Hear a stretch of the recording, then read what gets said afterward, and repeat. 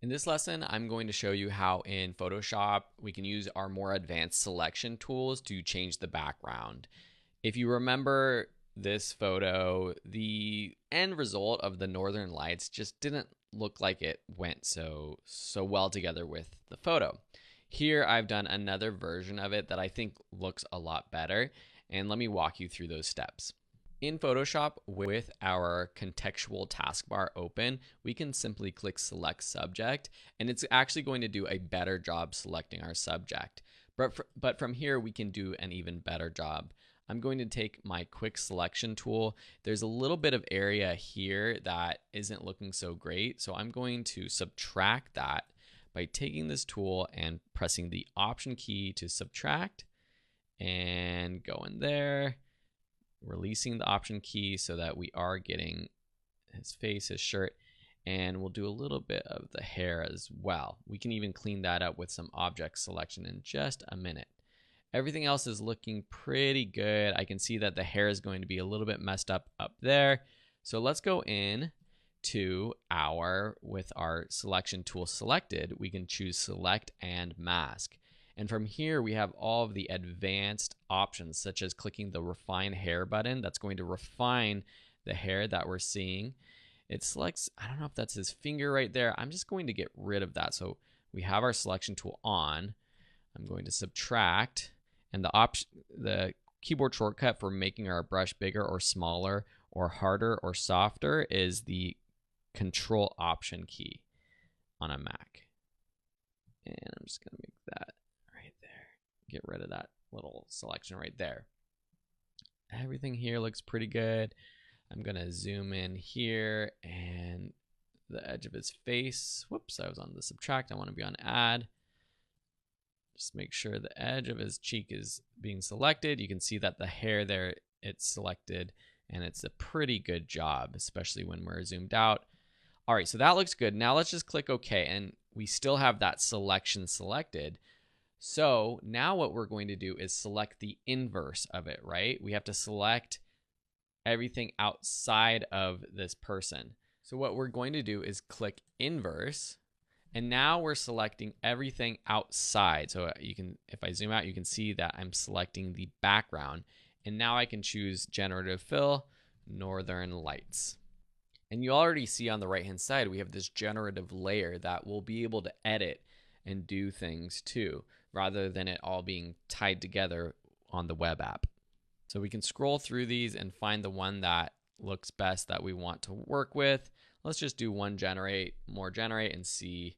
That one's actually pretty good. But you can see the lighting on their faces. It's so bright, it's so flat. Their whole face, their whole body is lit up properly. But if this was a flash shot at night, it just wouldn't look like this. That one looks pretty good.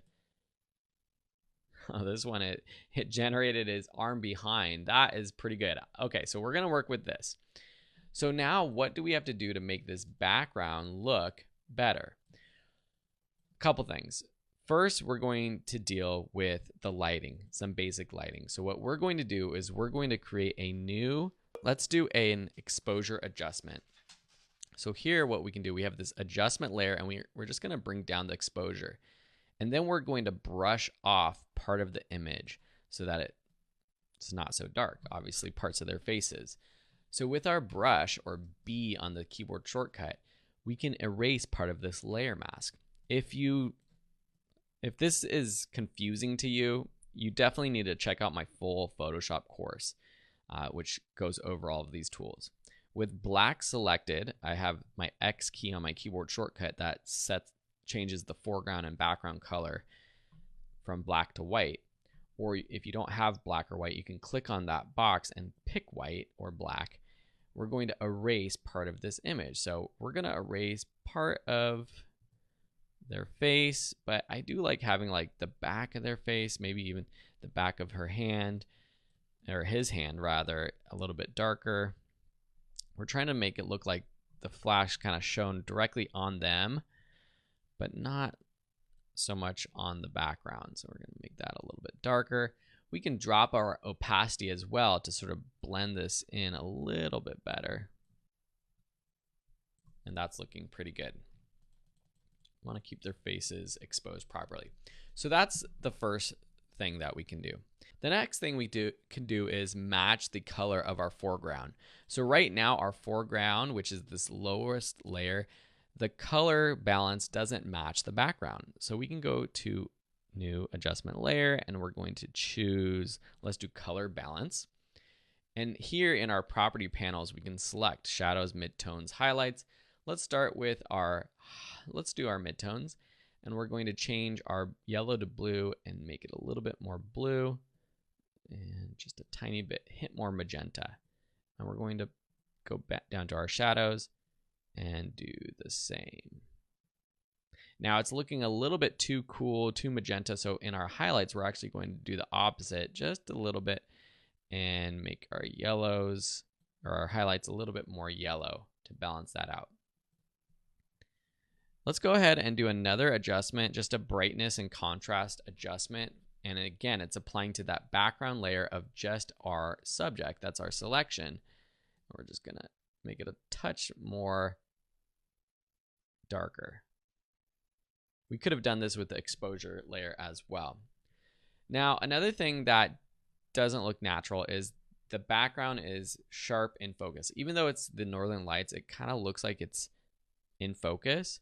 So what we can do is we can either apply a blur to this layer, but because there's this foreground sort of like, it looks like a wall that they're leaning on, we're going to actually make a copy of this layer.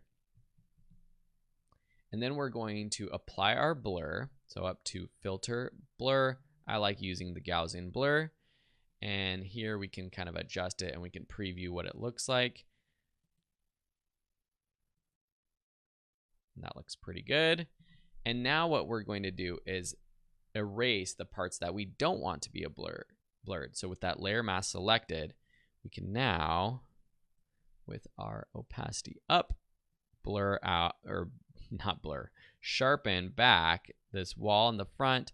Parts of the edges of their hair are also part of this selection. So I'm going to bring that back up, sharpen it together, and we're looking pretty good.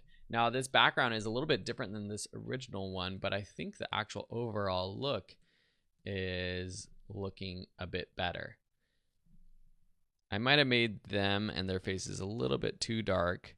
So what I could do is either brighten it up again, or I can go in and brush out their faces so their faces aren't